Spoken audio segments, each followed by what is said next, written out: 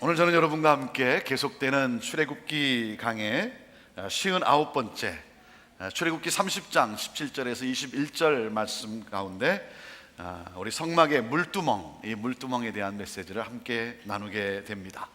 오늘도 이 말씀을 함께 나누는 가운데 우리의 심령에 또 새로운 변화와 결단이 일어나게 되기를 바라고 하나님의 말씀을 따라 살아가는 그러한 우리의 복된 삶이 되기를 원합니다. 주여 말씀하여 주옵소서. 내가 말씀을 따라 살기를 원합니다. 자, 우리 그러한 고백을 가지고 하나님 말씀, 우리 높이 들고 높이 들어보시죠. 우리 힘있게 고백합니다. 시작. 주의 말씀은 내 인생의 빛입니다. 주의 말씀은 내 삶을 변화시킵니다. 주께서 말씀하신 대로 나는 하나님의 사랑받는 자녀입니다. 나는 축복의 통로입니다. 오늘도 주의 말씀에 마음의 문을 엽니다. 말씀하여 주옵소서. 듣고 깨닫고 말씀대로 살겠습니다. 아멘. 아멘. 출애굽기 30장 17절에서 21절. 여호와께서 모세에게 일러 가라사대 너는 물두멍을 놋으로 만들고 그 받침도 놋으로 만들어 씻게 하되 그것을 회막과 단 사이에 두고 그 속에 물을 담으라.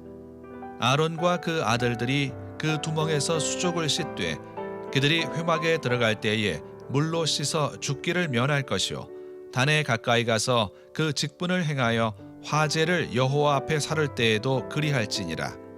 이와 같이 그들이 그 수족을 씻어 죽기를 면할지니 이는 그와 그 자손이 대대로 영원히 지킬 규례니라.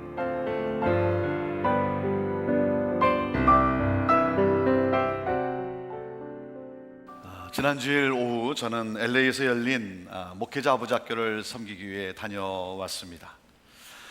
다른 아버지 학교보다도 보통 우리 아버지 학교보다도 목회자 아버지 학교는 제가 목회하기 까닭에 우리 동역자들과 함께 나누는 이 아버지 학교는 좀 더 기대감이 있고 그리고 마음이 찡한 그러한 나눔이 있는 아버지 학교입니다. 마지막 만남의 시간이었습니다. 아버지 학교에서 마지막 만남은 아내를 초대해서 함께 시간을 갖습니다. 그런데 안 오는 아내가 있어요. 아내를 초대하지만 안 오는 아내가 있어요. 못 오는 게 아니라 올 수 없는 형편이 안 되기 때문에 사정이 있어서 못 오는 게 아니라 올 수 있음에도 불구하고 안 오는 아내가 있어요. 우리 봉사자들이 마지막 만남에 함께하는 시간이니까 제발 와달라고 부탁을 해도 사정을 해도 끝까지 안 오는 아내가 있습니다. 왜 그럴까요? 난 더 이상 그 인간에게 속을 수 없다는 거예요. 이만큼 속았으면 됐지 내가 또 거기 가서 한번 또 속냐 이거예요. 그래서 안 간다는 거예요. 얼마나 속이 탔으면 얼마나 상처가 깊으면 그러겠습니까? 그런가 하면 오고 싶지는 않았지만 그럼에도 오는 분이 계세요. 가정을 생각해서, 자녀들을 생각해서 한 번 더 속아주는 셈 치고 이번에는 혹시 변하지 않을까. 오고 싶지는 않았지만 가정을 생각해서 그 회복을 생각하면서 소망을 가지고 오세요. 그런 가운데 정말 놀라운 회복의 터치를 경험하는 분들이 계세요. 이번 목회자 아버지 학교 마지막 만남의 시간에 지난번에 수료하신 목사님이 이 아버지 학교가 자기 자신에게 얼마나 큰 축복이었는가를 간증해 주셨습니다. 교회를 개척을 했습니다. 교회를 개척하고 열심히 목회하는 가운데, 목회에 전념하는 가운데 아내가 힘들어하기 시작했어요. 여러분, 개척교회의 사모로서 참 얼마나 힘들겠습니까?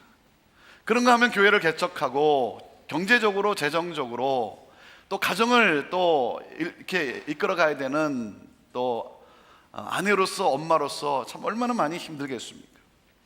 뭐 그렇다고 남편이 자상해서 뭐 위로해주고 이해해주는 것도 아니고, 그러니까 힘든 가운데 우울해지기 시작했고, 그리고 남편이 뭘 말해도 대답도 안 하고, 그러니 남편 목사님도 얼마나 힘들었겠습니까?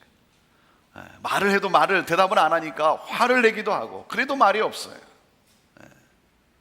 그리고는 이 아내가 주일 아침에 다른 교회 가서 예배를 드리는 거예요.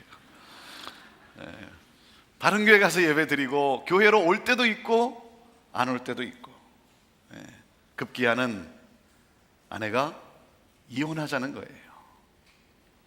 이혼하자는 거예요. 목회자의 아내 입에서 이혼하자는 말이 나오니 어떠했겠습니까? 이 깨어져가는 이 관계를 어떻게 돌릴 방법이 없는 거예요. 이걸 어떻게 회복할 수 있을까? 이게 안 되는 거예요. 그런 가운데 목사님이 아버지 학교에 등록을 하고, 그리고 이 마지막 4번째 만남의 시간이 되었는데 아내를 초대해서 오라고 하니까 아내한테 가자고 해도 대답이 없다는 거예요. 그래서 자기는 자기 아내가 참석하지 않을 것이라고 생각을 했었는데, 그 마지막 순간에 아내가 함께 따라 나섰어요. 그리고는 이제 강의도 끝나고 나눔도 끝나고 아버지 학교 마지막 만남 시간에 가장 마지막 순서가 세족 예식이에요. 발을 씻겨주는 그 예수님이 하신 것을 그대로 하는 세족 예식을 하는데, 거기서 놀라운 회복의 역사가 일어났어요. 아내의 발을 붙잡고 남편이 고백을 합니다. 그 한마디의 고백이 모든 것을 돌이키는 시작이 되었어요. 무슨 고백을 하였겠습니까? 영어로 3 단어로 이루어진 한 문장이에요. 여러분, 깨어진 관계를 회복하는 3 단어로 이루어진 한 문장이 뭘까요? 뭐겠습니까? 잘 생각해 보세요. 깨어져가는 관계를 회복하는 I love you는 그건 좋을 때 하는 거죠. 좋을 때. 깨어져가는 관계를 회복하는 이 3 단어로 된 한 문장 뭐예요? I am sorry. I am sorry. 여러분, 상대방을 향해 진심으로 미안하다고 고백할 때 깨어져가는 관계의 회복이 일어납니다. I am sorry는 아주 강력한 회복의 능력이에요. 그런데 이 3 단어의 능력을 알면서도 우리는 잘 안 해요. 잘 안 해요. 왜 안 합니까? 내가 깨어져야 되니까. 내 자존심을 내려놓아야 되니까. 내 자아가 부서져야 되니까 잘 하질 않아요. 사랑하는 여러분, 관계에 어려움이 있습니까? 저는 여러분의 그 어려운 관계가 회복되기를 원해요. 어떻게? 그 열쇠는 나에게 있어요. 나를 내려놓으세요. 그리고 다가가서 진심으로 미안하다고 고백해 보세요. 하나님 나라가 임하게 될 거예요.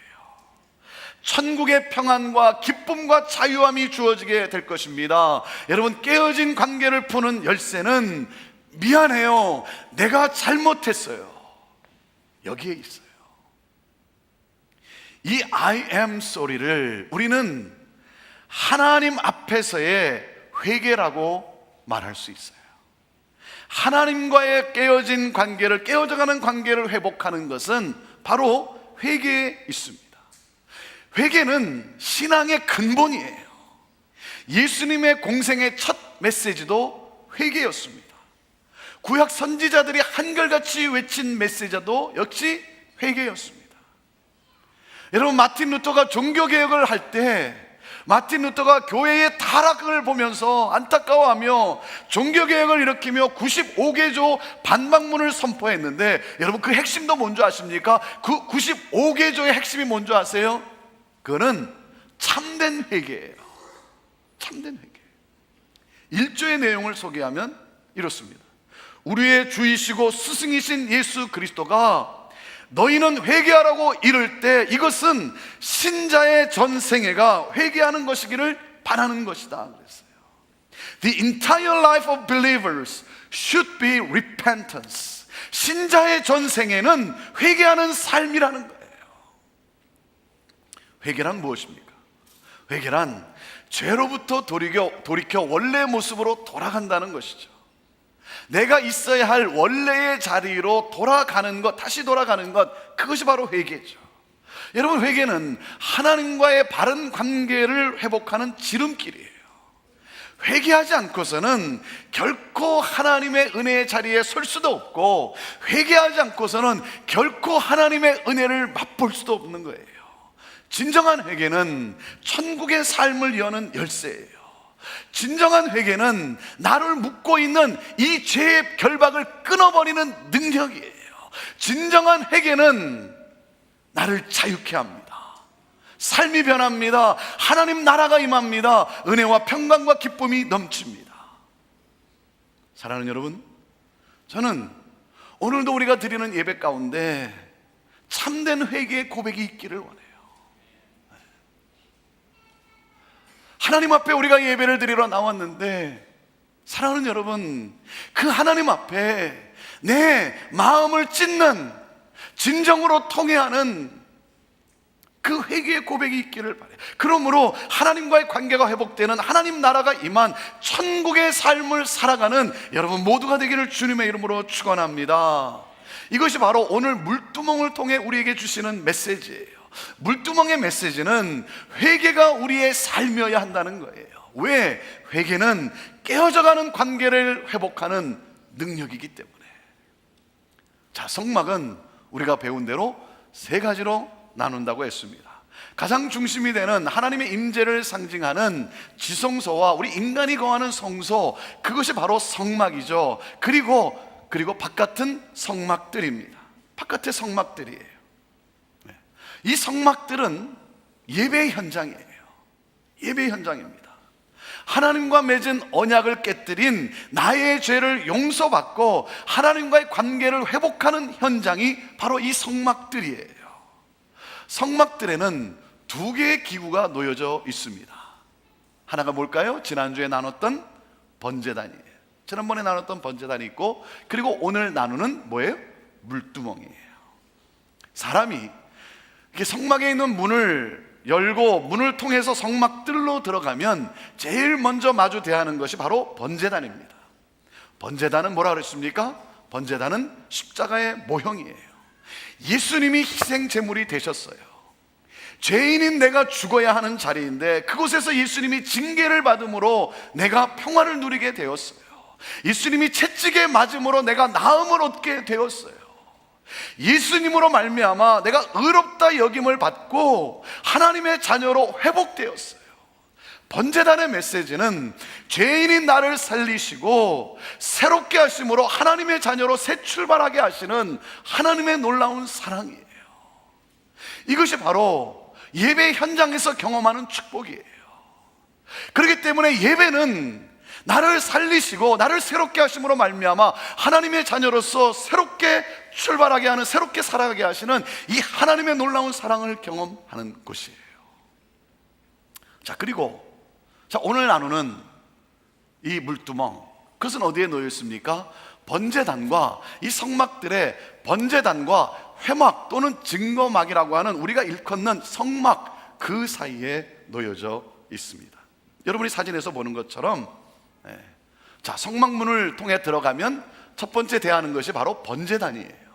그리고 그 성소로 들어가기 전에 거기에 놓여져 있는 바로 물두멍입니다. 이 물두멍은 크기나 모양이 상세하게 지시되어 있지 않아요.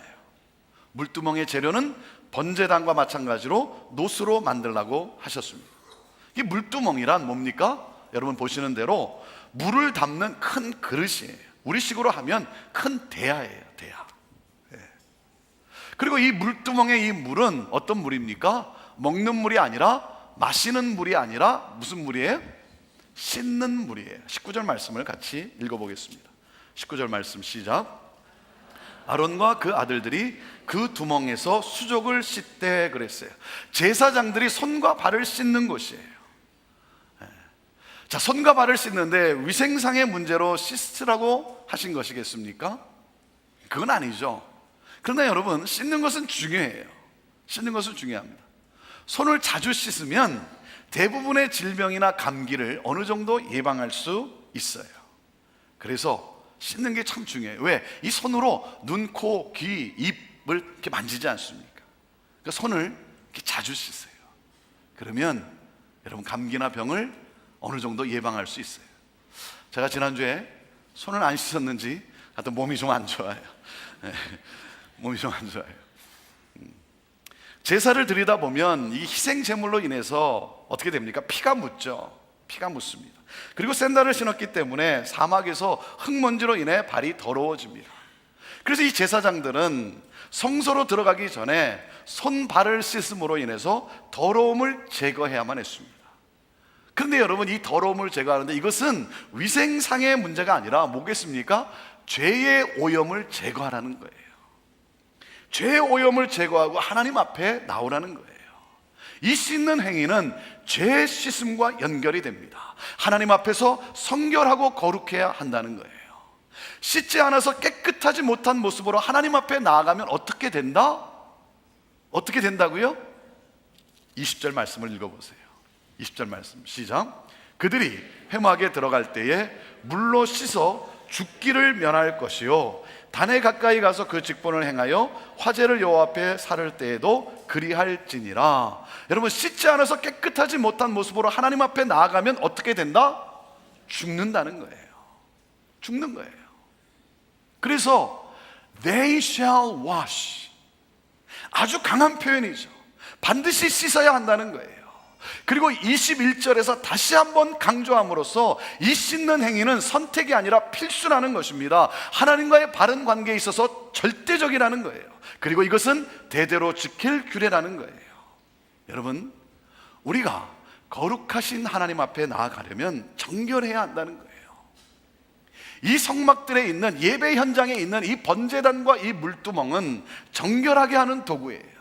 번제단은 죄 용서를 받았다는 칭의의 관계를 말하는 것이고, 물두멍은 성화의 관계를 말합니다.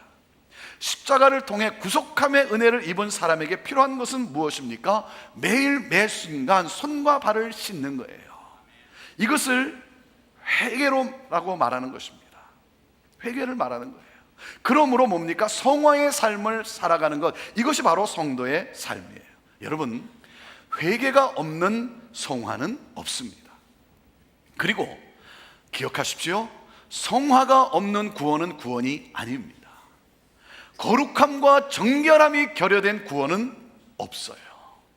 없어요. 하나님은 우리의 매일의 삶 가운데서 정결함을 요구하세요. 제사장들이 하루에도 수십 번을 물두멍에서 그들의 손과 발을 씻었던 것처럼 회개가 우리 삶의 전부이어야 하는 거예요. 예수 그리스도의 대속으로 말미암아 거룩하신 하나님의 자녀가 되었어요. 하나님의 자녀가 됐지만 여러분, 그 후에도 죄를 짓습니까? 안 짓습니까? 죄를 지어요? 안 지어요? 죄를 져요. 죄를 짓습니다. 여러분, 그 죄를 가지고는 거룩하신 하나님께 나아갈 수 없는 거예요. 하나님과의 교제가 이루어질 수가 없어요. 하나님을 향한 진정한 예배가 드려질 수 없어요. 그 죄를 가지고서는 여러분, 그건 어두움이에요. 그건 죽음이에요. 그건 사망이에요. 정결한 자로 하나님께 나아가야 된다는 거예요. 그래서 물로 씻으라는 거예요. 물로 내 영혼의 더러움을 씻어내라는 거예요. 자, 이 물로 씻는다는 것은 말씀으로 씻는다는 것입니다. 에베소서 5장 26절 말씀입니다. 시작. 이는 곧 물로 씻어 말씀으로 깨끗하게 하사 거룩하게 하시고, 물로 깨끗하게 한다는 것은 하나님의 말씀으로 깨끗하게 하는 거예요. 시편 119편 9절 말씀을 같이 읽어봅시다. 시작. 청년이 무엇으로 그 행실을 깨끗게 하리까? 주의 말씀을 따라 삼갈 것이니이다. 말씀을 통해서 우리가 정결케 되는 거예요. 그래서 말씀은 우리 삶을 비추는 거울과 같아요. 말씀은 내 삶을 비추어줘요. 말씀을 보면 내가 보여요. 이 물두멍의 재료를 뭐로 만들려고 했습니까? 뭐로 만들려고 했어요? 노스로 만들려고 했죠. 근데 흥미로운 사실은요, 이 물두멍을 만들 때 여인들이 자원하여 바친 놋거울로 만들어졌다는 사실이에요. 그 당시는 거울이 노스로 만든, 그래서 놋거울이죠. 그래서 거울로 보면 희미하나 뭐 이런 말씀이 있지 않습니까? 여인들이 자원하여 바친 놋거울로 그 물두멍을 만들었어요. 출애굽기 38장 8절 말씀입니다. 자, 시작. 그가 놋으로 물두멍을 만들고 그 받침도 놋으로 하였으니 곧 회막문에서 수종드는 여인들의 거울로 만들었더라 그랬어요. 여러분, 여성들에게는 거울이 매우 중요합니다. 매우 중요해요. 그렇죠? 여러분, 핸드백 열어보세요. 핸드백을 열어보면 어떤 모양이든 거울이 있어요. 우리 남성들은 거울을 안 갖고 다녀요. 우리 남성들은 왜 갖고 다니죠? 뭐 자신이 있어서 그렇습니까? 저는 안 가지고 다니는 이유가 거울을 가지고 있는 여성과 함께 다니기 때문에 그래요. 여러분, 이 여성들에게 이 거울은 늘 가까이 하는 친구와 같아요. 이 거울을 왜 봅니까? 거울을 보는 이유가 무엇입니까? 뭐 간단하죠. 자신의 모습이 옳은가 확인하기 위해서죠. 그래서 잘못된 것이 있나 해서 보고, 그리고 손질하는 거죠. 무언가 묻어 있으면 씻으려고, 머리가 헝클어져 있으면 빗으로 빗으려고. 여러분, 그런데 거울을 통해서 잘못된 것을 보고서도 고치지 않고 나가는 사람이 있을까요? 자, 거울을 통해서 나의 모습이 잘못된 모습을 발견했음에도 불구하고 그냥 나가는 사람이 있냐, 이가 그 사람은요, 그건 어리석은 사람이죠. 무슨 말씀입니까? 거울을 가지고 다니듯이 말씀을 늘 가까이 하라는 거예요. 말씀을 통해 자신을 비추어 보고 바르게 하라는 거예요. 말씀을 보면 내가 보여요. 그래서 말씀은 나를 씻습니다. 말씀은 나를 정결케 합니다. 그리고 말씀은 나를 정결케 할 뿐만 아니라 예수님을 닮게 해요. 말씀은 거울과 같다고 했죠. 거울은 예수님을 보여줘요. 말씀은요, 말씀을 보면 나를 보여주는 것뿐만 아니라 말씀을 보면 예수님이 보여요. 왜? 말씀이 예수님이시기 때문에. 예수님이 보여요. 우리는 보는 사람을 닮아가게 되어 있어요. 그리고 가까이 있는 사람의 영향을 받게 되어 있어요. 말씀은 예수님을 닮아가도록 합니다. 우리의 삶을 아름답게 만들어요. 여러분, 거울을 보고 화장하지 않습니까? 거울 보고 화장을 해요. 화장을 하면 어떻습니까? 화장하면 어떻죠? 예뻐요. 화장하면 아름다워요. 그러니까 화장하세요. 화장하세요. 사랑하는 여러분, 말씀은 우리를 바르게 고치는 것뿐만 아니라 우리를 아름답게 단장케 해요. 무슨 말입니까? 예수님이 보여져요. 말씀은 예수님이기 때문에 내가 말씀을 가까이 하면 내 삶에서 예수님이 보여지기 시작하는 거예요. 언어가 바뀌고, 생각이 바뀌고, 성품이 바뀌는 거예요. 그래서 나를 통해 예수님이 보여지는 거예요. 우리 옆에 있는 분에게 이렇게 한번 물어보십시오. 혹시 예수님 아니십니까? 한번 물어보세요. 혹시 예수님 아니십니까?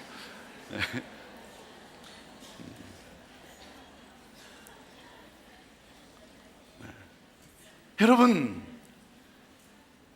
말씀을 가까이 하면요, 말씀을 가까이 하는 사람은 마치 그 사람을 보면 예수님을 보는 듯한 거예요. 뭐예요? 말씀이에요. 여러분, 말씀이에요. 우리가 내일부터 구약 통독을 합니다. 여러분, 여기에 올해 승부를 거세요. 올해 승부를 거세요. 가을 학기가 시작되면서 많은 양육 강좌가 있습니다. 많은 사역들이 있습니다.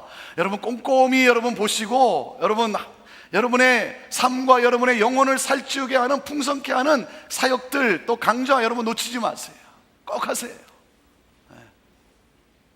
여러분, 영혼을 구원하는 우리 전도학교 여러분 들어가세요.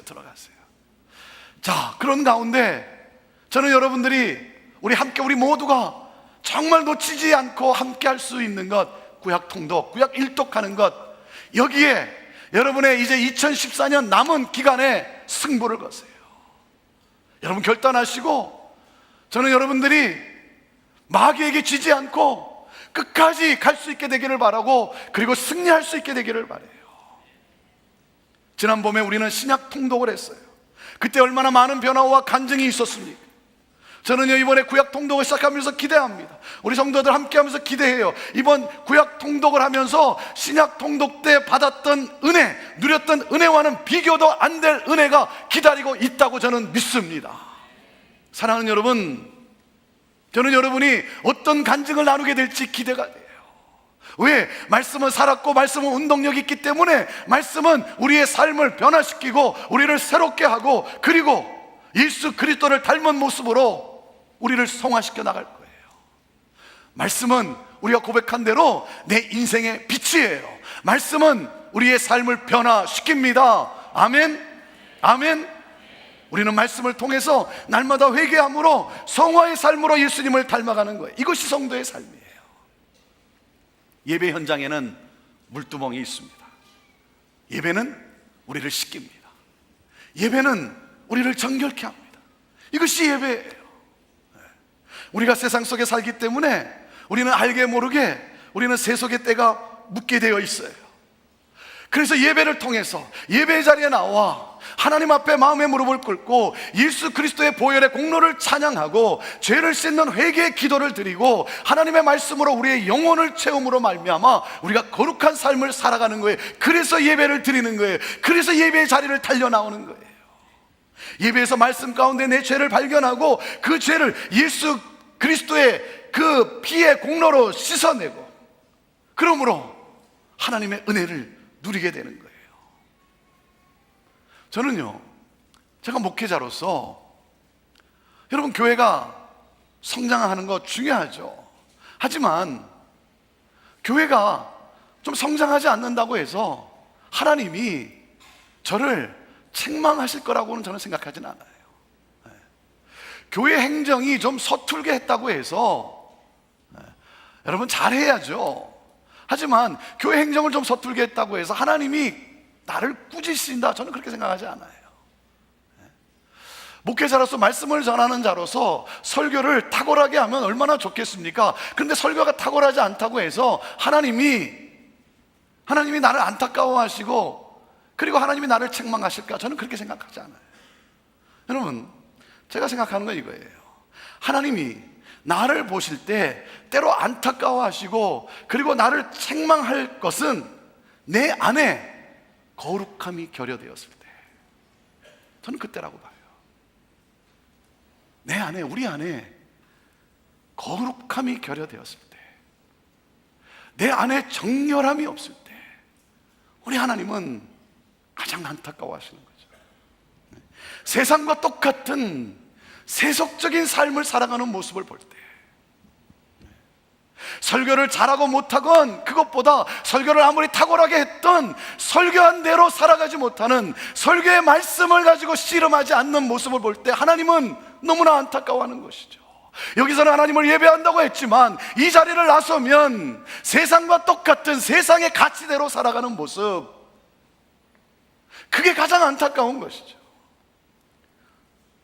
제가 지난번 충격적인 말을 들었어요.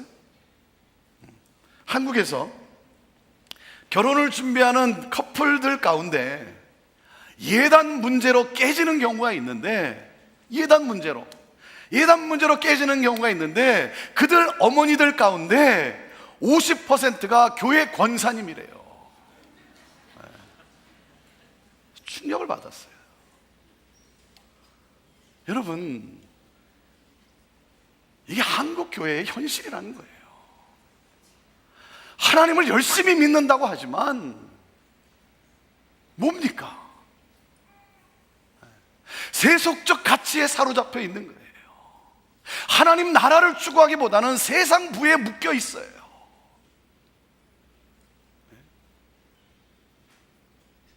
섬김을 위해서 주어진 직분이지만 그것이 마치 명예인 양, 그것이 나의 어떤 정체성이고 나의 자랑인 양, 교회 안에 똑같은 세속적 힘이, 가치관이 흘러가고 있어요. 거룩함이 결여되어 있어요. 교회 안에 거룩함은 결여된 채 성적인 타락이 공동체를 무너뜨리고 있어요. 사랑하는 여러분, 하나님의 관심은 우리의 삶의 정결함이에요. 그래서 하나님은 이렇게 명하신 거예요. 내가 거룩하니 너도 거룩하라. 내가 거룩하니 너도 거룩하라. 여러분, 오늘날 교회인 우리가 세상의 조롱거리가 되고 있는 것은 다른 것이 아니라 뭐겠습니까? 거룩함의 부재 때문이에요. 목회자의 거룩함의 부재 때문이에요. 교회는 세상과 달라요.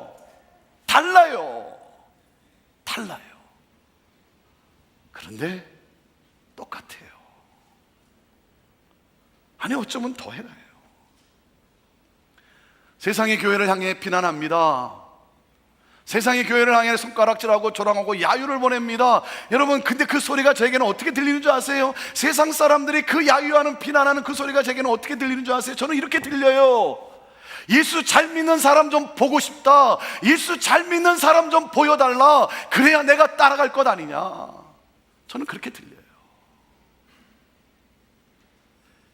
저는 이게 세상의 외침이라고 봐요. 사랑하는 여러분, 성도의 가장 중요한 여건은 정결함입니다. 능력이나 재주가 아니라 거룩함이에요. 우리가 깨어나야 돼요. 말씀에 내 삶을 비추어 바르지 못한 부분을 회개해야 돼요. 회개가 우리의 삶이 되어야 돼요. 왜? 회개가 있는 곳에 변화가 있었고, 회개가 있는 곳에 부흥이 있었어요. 사랑하는 여러분, 오늘 끊어야 할 악한 습관은 없습니까? 아무도 모르게 은밀하게 짓고 있는 죄악은 없습니까? 거룩의 모양만 갖추었지, 이름만 있지, 타이틀만 있지, 거룩한 능력은 점점 사라져가는 위선적인 모습은 없습니까? 회개해야 합니다. 우리 회개해야 돼요.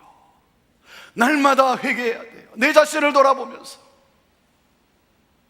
하나님의 말씀에 내 자신을 비추어 보고, 그러므로 말미암아 회개하는 가운데 우리 주 예수 그리스도가 보여지고 예수 그리스도를 닮아가고,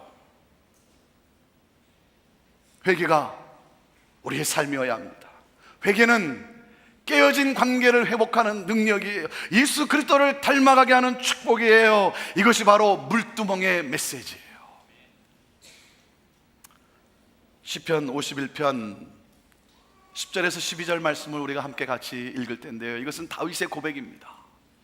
이 다윗의 고백이 오늘 우리의 진정한 하나님께 드리는 고백이 되기를 바라고, 그리고 이 고백과 함께 우리가 찬양과 함께 기도로 나아가기를 원합니다.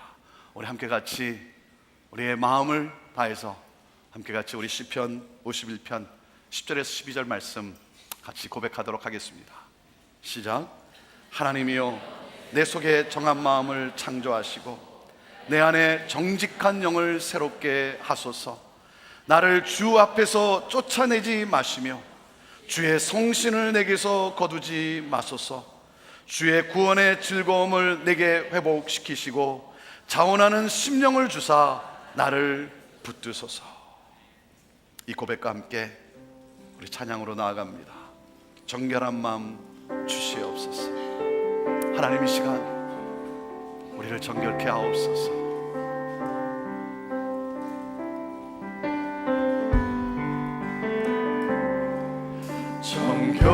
정결한 마음 주시옵소서. 오 주님, 정직한 영을 새롭게 하소서. 정결한 마음 주시옵소서. 정결한 마음 주시옵소서. 오 주님, 정직한 영을 새롭게 하소서. 나를 주님 앞에서 멀리하지 마시고, 나를 주님 앞에서 멀리하지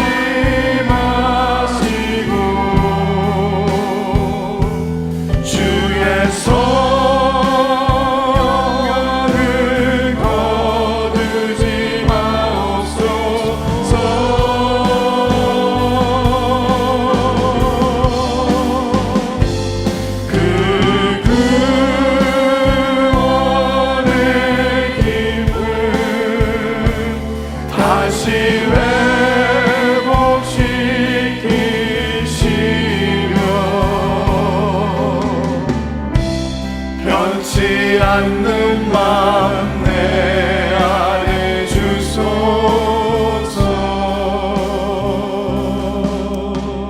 우리 함께 같이 기도합니다. 오늘 예배를 드리는 가운데, 말씀 가운데 하나님이 비춰주시는 끊어야 할 악한 습관은 없습니까? 아무도 모르게, 사람들이 모른다고 계속해서 음물이 짓고 있는 죄악은 없습니까? 사람은 모르지만 하나님은 보고 계십니다. 하나님은 보고 계십니다. 거룩한 능력은 없어지는데 거룩한 모양으로 마치 하나님의 사람인 것인 양 그러한 종교인의 위선은 없습니까? 무엇이 나를 올가매고 있습니까? 회개해야 합니다. 회개가 우리의 삶이 되어야 합니다. 수십 번 손과 발을 씻듯이 계속해서 우리는 말씀에 비추어서 하나님 앞에 마음의 무릎을 꿇고 통회하며 자복하며 나가야 합니다. 무엇이 나를 무너뜨리고 있는지, 무엇이 죄인지를 알면서도 그냥 그것을 즐기고 살아간다면 그것처럼 어리석음이 어디 있습니까? 알면서도 회개하지 못하는 그러한 우리들의 모습은 또한 아닙니까?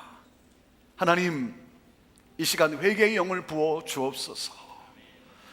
통회에 자복하는 영을 우리에게 부어주시고 나에게 부어주시고, 하나님 내 안에 내 눈물이 다시 회복되게 하여 주시고, 하나님 주님 앞에 진정으로 고백하며 자백하며 하나님의 도우심을 간구하는 그러한 진정한 회개의 고백이 내게 있게 하여 주옵소서.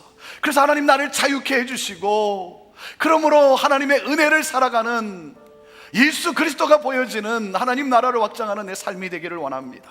우리 시간, 짧은 시간이지만 정말 가슴을 찢는 그러한 애통하는 마음으로 오늘 말씀 가운데 비춰주는 내가 고백해야 될, 내가 죄사함을 받아야 될 우리 이 죄악 하나님 앞에 회개하면서 우리 하나님의 용서하심과 그리고 깨끗이 씻어주시는 하나님의 역사를 기대하며 나아가기를 원합니다. 우리 같이 마음의 무릎을 꿇고 하나님 앞에 나아갑니다. 같이 기도하시겠습니다.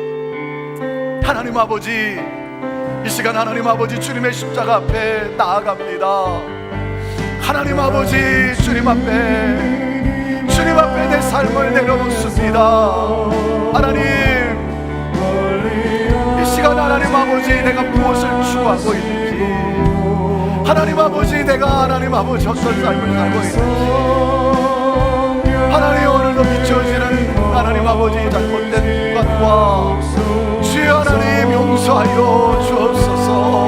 자백하오니 하나님 용서를 구하오니 하나님 아버지 용서하여 주옵소서. 아버지여 아버지여 아버지여 이 시간 용서하여 주시옵소서. 하나님 이 더러운 죄를 씻기를 원합니다. 회개의 영을 부어 주옵소서. 주님 앞에 쏟는 눈물이 하나님 회복되게 하여 주옵소서. 하나님 아버지 우리의 마음을 정결케 하기를 원합니다. 우리의 영혼이 정결케 되기를 원합니다. 주님의 불로, 성령의 불로 태우시고 예수 그리스도의 십자가의 모여로 나를 씻어주시고 하나님 정결케 되게 하여 주옵소서. 하나님 아버지 경건의 모양만 남아있고 경건의 능력을 잃어가고 있는 이 시대에, 하나님 이 시대의 교회 하나님 내 잘못입니다. 내 잘못입니다. 하나님 용서하여 주옵소서. 하나님 용서하여 주옵소서. 하나님 아버지 온결스럽게 하여 주옵소서. 하나님 끊어지게 하여 주옵소서. 그것이 나를 살리지 못하지 하나님 아버지 끊고 나게 하여 주옵소서. 오늘도 하나님 다시 한번 끊고 나게 하여 주옵소서. 이 시간 하나님 아버지 예수 그리스도의 보혈로 우리를 정결케 하여 주옵소서. 성령이여 성령이 하나님 아버지 역사하여 주옵소서. 하나님의 나라를 향하여 나갈 수 있는 우리들에게 하여 주옵소서. 하나님 그렇게 역사하여 주시옵소서. 하나님, 무엇보다도 하나님, 우리 앞에 날마다 주님 앞에 마음의 무릎을 꿇고 하나님 통회하는 회개의 영을 부어 주옵소서. 주여 하나님, 우리 교회 안에 회개의 영을 부어 주옵소서. 하나님 앞에 나올 때마다 진실된 참된 마음으로 하나님, 우리의 죄를 고백하고 하나님, 나를 묶고 있는, 나를 가두고 있는 이 죄에서 자유케 되는 하나님 은혜를 베풀어 주시옵소서.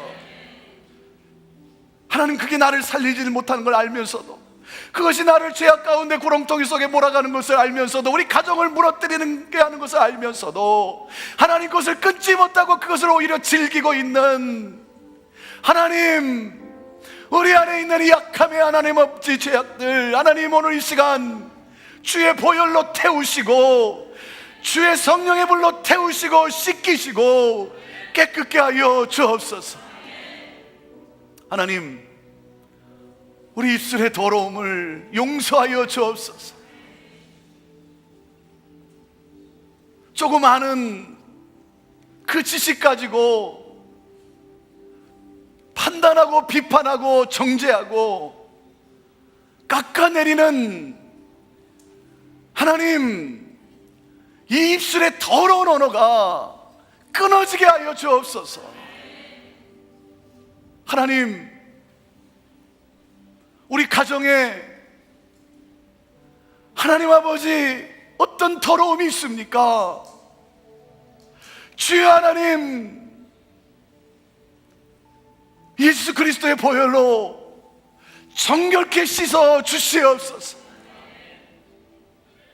가정을 무너뜨리는 이 세속적 가치관, 하나님, 성결하지 못한 성적인 죄악들, 주여, 이 모든 더러움과 추함, 하나님 떠나가게 하여 주옵소서. 하나님, 오늘날 이 시대 거룩의 모양만 남아있지 거룩의 능력이 사라져가고 있는 오늘 이 시대의 교회, 하나님, 내 잘못입니다. 내 잘못입니다. 주의 용서하시고 긍휼히 여겨주시고 하나님, 새롭게 하여 주옵소서. 교회가 교회되게 하여 주옵소서. 예배가 예배되게 하여 주옵소서. 편안함만 추구하고 있고 평안을 누릴 줄 모르는 세상의 물결 속에 떠내려가고 있는, 표류하고 있는 우리의 신앙, 하나님, 다시 한번 일어나 말씀을 사모하는 자리에 나가게 하시고 예배의 자리에 달려가게 하시고, 하나님, 아침에 일어나 기도로 시작하고 하루를 마감할 때 기도로 마감하는, 오 주여, 우리의 신앙이 회복되게 하옵소서.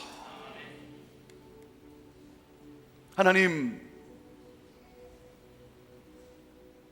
날마다 주님의 말씀을 가까이 하며 말씀의 나를 보고 말씀 속에서 예수님을 보며 하나님, 변화되어져 가는, 아름답게 단장되어져 가는 예수 그리스도가 보여지는 삶이 되기를 원합니다. 하나님, 내일부터 우리 구약 통독을 시작합니다. 하나님, 우리 온 성도들 한 분도 빠짐없이 정말 우리 모두가 함께 말씀을 펼치고 나가기를 원합니다. 그리고 하나님, 패배하지 않게 하시고 중단하지 않게 하시고 승리할 수 있는, 그러므로 말미암아 하나님, 한 해를 마감할 때에 말씀의 기쁨과 말씀의 은혜 속에 주님을 찬양할 수 있는 열매가 있는 우리의 삶이 되게 하옵소서. 그 열매로 하나님, 2015년 새해를 여는 우리 교회 되게 하여 주옵소서. 주님, 예배 자리에 달려나오게 하시고 먼저 나와 우리의 마음을 돌아보며 주님 앞에 고백하며 신령과 진정으로 예배하는, 하나님, 예배가 예배되는 우리 교회 되게 하옵소서. 주님, 감사합니다. 오늘도 우리를 버리시지 아니하시고 또 한 번 속아주시면서 우리를 안아주시면서 기뻐하시는 주님, 주의 하나님, 그 은혜를 이 한 주간 누리며 하나님, 가정 속에서, 하나님, 이 사회 속에서 예수 그리스도를 비추는 하나님 빛이 되게 하옵소서. 주여 영광 받으옵소서. 이제는 우리 주 예수 그리스도의 은혜와 하나님 아버지의 극진하신 사랑과 성령님의 함께하심과 역사하심과 감화 감동케 하심이 오늘 주님을 바라보며 말씀과 함께 주님을 예배하며 회개가 내 삶이 되기를 고백하며 함께 우리 주님의 영광을 향해 나아가는 우리 사랑하는 성도들 위해, 오늘도 복음을 선포하는 선교사님들과 사역자들과 모든 교회들 위해, 온 열방과 이 나라 민족과 우리의 조국과 어둠 속에 갇혀 고통당하는 북한 땅 우리 사랑하는 형제들 위해 지금부터 영원토록 함께하옵기를 간절히 축원하옵나이다. 아멘. 우리 함께 자리에서 일어나 살아계신 주님을 찬양하며 나아갑니다.